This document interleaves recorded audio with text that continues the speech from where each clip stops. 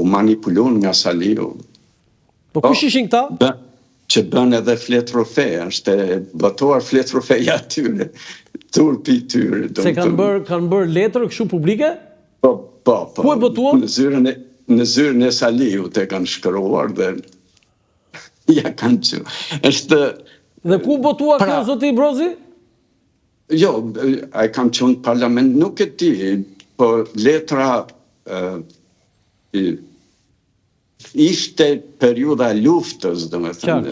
Ajo flet trofe e gatuar në zyrën e Saliut, por kishin emra disa gjyqtarë. Kush ishin ata, mund t'i thuash? Nuk do i themi, ato pastaj, pasi jam shkaku unë morën detyra, u bën drejtues të gjykatës. Edhe drejtues gjykatë? Po, edhe në gjykatë kushtetuese, morën poste, se këte kishte Berisha, mjafton të bëj korupcion sa të duash, po zbatove çfarë të thot ai i shpërblente dhe me poste. Okej, dhe ju, zoti Brozi, u shkarkuat? Aje sabotoj, gjyqi Nanos u sabotuar. Ashtë historie gjatë. Unë personalisht isha në një pozitë edhe të vështirë për kërkesën për mbrojtje ligjshmërisë Nanos. Sepse unë kam qenë deputet dhe kryetari i Komisionit të Ligjeve kur kena votu për heqjen e imunitetit Nanos. Ti ke votuar për heqjen e imunitetit? Po, kam votu dhe mendoja që ne du t'i japim drejtësisë hapësirën që të hetoj këdo që akuzohet për korupcion. Po kur pa dosjen, ishte me faj Nano apo jo? Dhe po pikrisht, u studiu dosja bashkë me këshilltarët ligjor që kisha dhe kishte shkelje flagrante edhe procedurale. Por, dhe synimi, pra atë që doja të bëj unë që të rigjikoj çështja e Nanos në gjithë gjyqtarët e gjykatës së kasacionit. Dhe pastaj vendimi do ishte si do vendoste gjithë trupa bashkuar gjyqtarë. Po ju vetë U sabotu gjyqi, nuk u bën dot. Okej, ju vetë kishit një bindje, ishte Nano i fajshëm apo jo? Po jo. Kishte dy akuza Nano. Një për shpërdorim detyre dhe një për vjedhjet pasurisë në dobi të tredhe. Kjo për të favor të tredhe nuk provojnë dhe ta themi dhe pak me gjuhë. Po Nano do vite për vete, jo që të përfitonin tjerët. Po t'ishte. Shumë e bukur kjo. Pra, ishte kjo kërkes për mbrojtje ligjshmërie që bëra, ishte gjyqi i minoritarëve, ishte lirimi i gazetarëve, ishin dhe gjyqet disa çështje tjera, ishte dhe një çështja Kryeziu, që ishte skandali i çfarë makinacionesh po bën të shiku kundër qytetarëve, kundër atyre që mendonin që nuk mbështesin Saliun 100%. Ose edhe atyre që po ndihmonin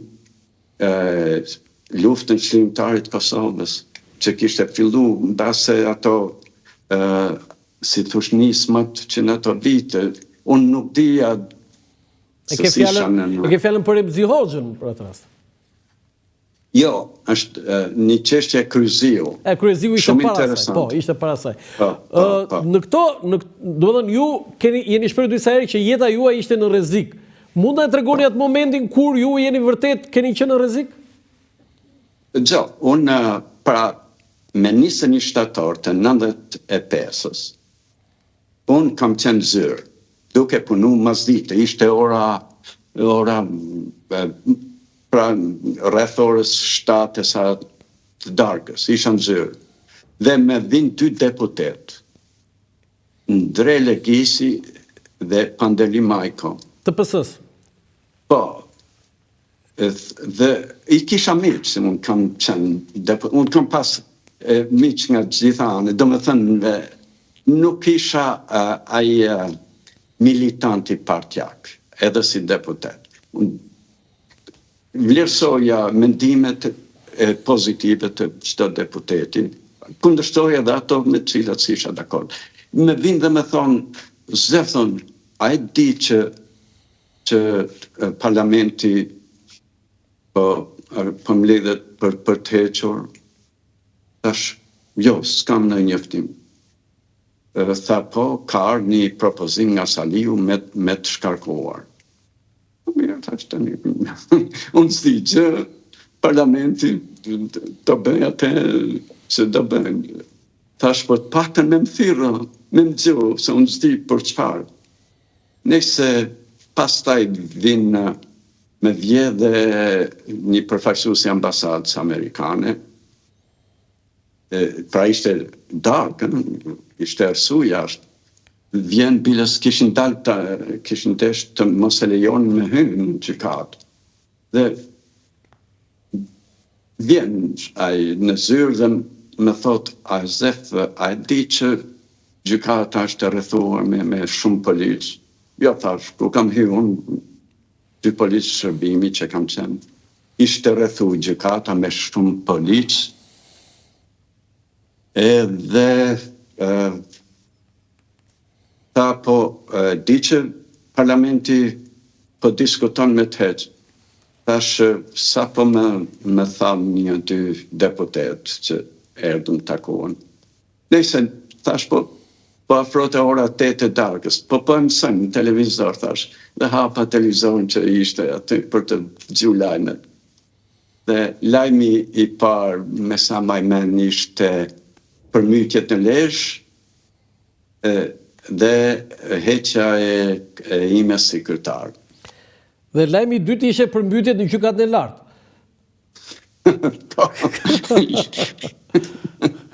Përmbytjet. Po dhe çfarë ndodhi pastaj?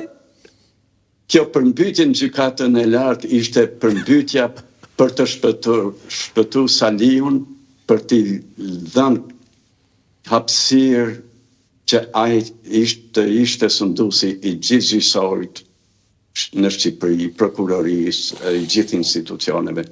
Pastaj, të drejtë, unë atë natë kisha nënën në spital, edhe do them në atë moment, I përfaqësuesi I ambasadës amerikane, një mik shumë I mirë që I kam rujt marrëdhëniet, Karl Zibentrit, edhe më thotë, Zef, po të shoh që nuk po të shoh shumë të shqetësuar, pra ti u shkarkove. Fillova me qesh, thash, gjop, shkarkimi im ka kohë që është datuar nga Saliu, edhe prisja shkarkimin, sepse ka qenë një luftë me një pushtetar, thash, edhe po më vjen keq, thash, për një gjë. Çfarë tha? Unë parandjej gjak në Shqipëri. Edhe 97 për fat të keq e provoj. E provoj dhe 96 kur Saliu për gjaku në maj pas zgjedhjeve, 97 që ishte shkatërimi I Shqipërisë, e ktheu Shqipërinë kaq prapa, sepse Shqipëria do ishte ndër vendet e para që do ishte anëtare e Bashkimit Evropian, ndërsa piramidat dhe 98, djegja shkatrimi, përgjakja e Shqipërisë, e kthyen Shqipërinë dekadat të mrapa dhe është e pafalshme. Ju plotoni? Është dëgjo, kur vritën bi 3.000 sa vetë, kur bi 3.000 sa nëna e motra e vëllezër, e prindër, humbën njerëzit e tyre. Si mundet Shqipëria të harroj atë që i bërë gjënë Shqipërisë. Si mundet. Po si mundet Shqipëria të harroj edhe 21 janari e 2010-ës, kur u përgjak bulevardi të Dëshmorët e Kombit. Si mundet që t'i shkën pas ati krye përgjakësit të Shqipërisë, kryedjegësit të Shqipërisë, dhe përsëri me Molotov të shkatrojnë pronën publike. Si mundet? Është një pyetje që çdo shqiptar që i dhem vendi, familja dhe fëmijët duhet t'ja bëjnë vetes. Është e dhimbshme. Prandaj edhe e ndjej me shpirt sa dëm i ka bërë Salihu Shqipërisë dhe po vazhdon t'i bëjë. E kuptoj. Nuk e meriton Shqipëria atë gjën. E kuptoj. Foto tjetër, bile kemi disa foto regjia që ne duhet të kalojmë shpejt se kjo është një foto Pjetër Abnori me Tomor Dostin edhe ju. Do doja një, se jemi dhe në limit se do dhënë atë pjesën më thelbësore e keni trajtuar, do doja një përcaktim për këto dy figura të djathët shqiptare, zoti Brozi. I kam pas shumë miq, kanë vujt, vinin, tamam, ato ishin të përsekutuarit, dhe në qoftë se ato do të ishin në krye të shtetit shqiptar, pra të ishte biles president i parë i takonte njërit nga Pjetër Abnorit. Po dhe edhe kryeministër të ishin tamam një nga këto të vujturit dhe do isha i bindur që Shqipëria do kishte parë vetëm të mira, sepse nuk do kishte në krye një kriminal si Sali Berisha. Do kishte një të përvujtur që ai që ka vujtur në burgje politike, ai do dinte vlerat e demokracisë për vete, po dhe për Shqipërinë. Foto tjetër? Kam pas shumë respekt për të dy. Për të dy, edhe Tomor Dostin. E kalojmë gjykat e lartë, se e kisha vënë për të kujtuar atë momentin kur ju thatë rrethua. Në kratë të djathtë është lajmi për ju, nëse ne mund ta, nuk e di nëse mund ta zoomojmë në gazetën shqiptare, ja. Dua të flas përpara kuvendit, është ajo që ju treguat. Gazeta shqiptare e viti 1995. A ju kujtohet ky shkrim? Po, biles nëse keni interes në basën parlament mund t'jenë edhe letrat që unë i dërgoja parlamentit, ku kërkoja që të më dëgjojnë shprehjet e ndrimet e mia. Okej, foto tjetër, sepse unë e kisha nga arkivi këtë. Po. Këtu jeni me Joseph Lejk. Me ambasadorin Lejk në zyrë. A i dha dorëheqjen, se sot shqiptarët e kanë harruar. Sepse që t'jem i sinqert, shumë gjëra që bëshin qoftë edhe nga institucionet amerikane, nuk është se i dija unë dija rezultatin, do thëmë. Po jo atë që luaj. Po se si, pra dhe ambasadori Lejk në ka arë në zyrë disa herë, ishte disi me i balancuar, po në zyrë jemi dhe aty jam bashkë me të fejume në atë periudhë, Dianën, që isha të fejuar. Ju sa ishit fejuar atëre në të kohë? Po. Diana, nga është Diana? Nga Tirana. Babaj nga Koqa, nënën nga Durrësi, por lindërit në Tirana. Lindër në Tirana. Diana, dhe ishe studentja juaj? Se këtu në Amerikë tinglo keq, thua që lidhës më thoshte... Përse tinglon keq? Që pedagogu të martohet me studente. Në Shqipëri ka qenë se ato njihnim në... Po kishin diferenca, nuk kishte diferenca, ishte tjetër kulturë. Por unë, që t'jemi qartë, jam feju pasi ajo... Ishte diplomuar? Ishte në vitin e fundit, do me thënë dhe s'kishte provim me mua. E bukur kjo. Do me thënë ti e lidhur kur nuk kishte provim me ty. E bukur fare. Vajza ime, këtu thot, babi, zdu që shoqet e mija, apo ta din që ti e ke pas studentës, se këtu në Amerika shumë nuk tinglo hiq mirë. I thuaj që më tha një gazetar atje në Tiranë që në Shqipëri, jo, vetëm tinglon mirë, i thuaj, po tinglon shkëlqyer, se e një mirë pedagogu bashkëshorten e ardhshme. Po.